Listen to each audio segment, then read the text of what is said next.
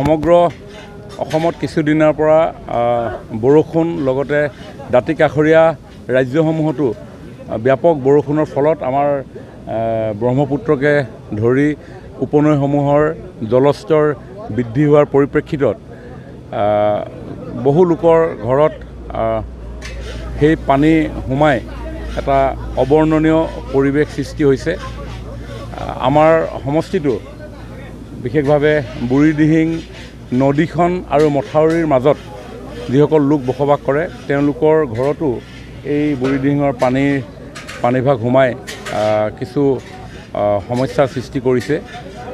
অন্যহাতে চেৰেপাখাটি আৰু চেনিমাৰী এই দুটা অঞ্চল ইয়াতে এটা ৰিং বান্ধ কাৱৈমাৰী বুলি ভাঙাৰ কাৰণে তাৰ পানী সোমাই আহিলে আৰু চেনিমাৰীটো এটা কৃষি বান্ধ আছিলে সেইটো ভঙাৰ কাৰণে এফালে পানী সোমাই অহাৰ কাৰণে জনসাধাৰণৰ ঘৰসমূহ এতিয়াও জলমগ্ন হৈ আছে আৰু জলমগ্ন হোৱা ঘৰসমূহত যিহেতু ৰন্ধন প্ৰকৰণ কৰিবৰ কাৰণে অসুবিধাৰ সন্মুখীন হৈ আছে।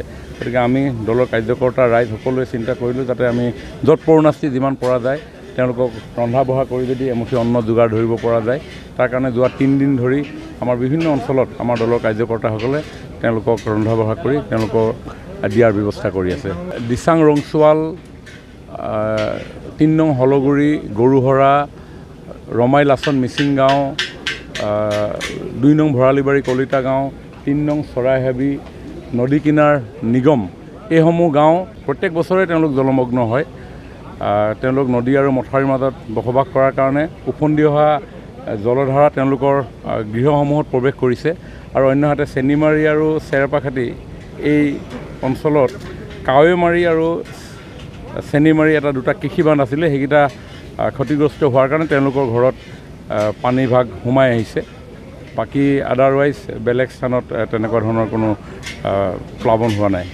যোৱা 2টা দিন আমি প্ৰত্যেকখন গাঁৱতে দিয়াৰ ব্যৱস্থা কৰিছিলোঁ কিন্তু তাতে এতিয়া জলস্তৰ নিম্নগামী হোৱাৰ কাৰণে তেওঁলোকে ৰন্ধা বঢ়া কৰিব পাৰিছে।